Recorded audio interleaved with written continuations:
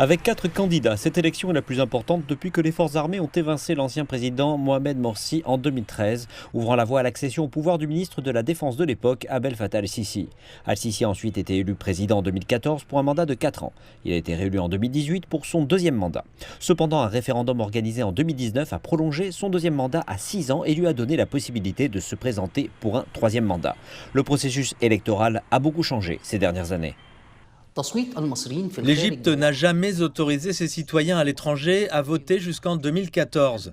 Ce fut un pas important fait par l'Égypte pour permettre à toute sa population de manifester son soutien à la transition dirigée par les militaires. L'Égypte a permis à tout le monde, même aux personnes ayant une double nationalité, de voter.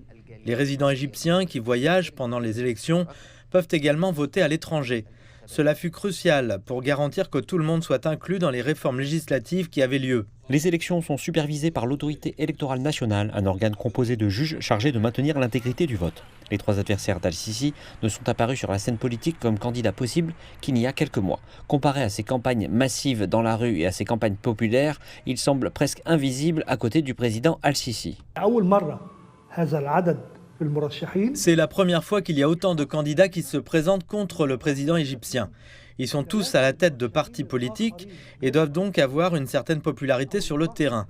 Cette diversité est importante car elle donne au public des visions différentes sur la manière de diriger le pays.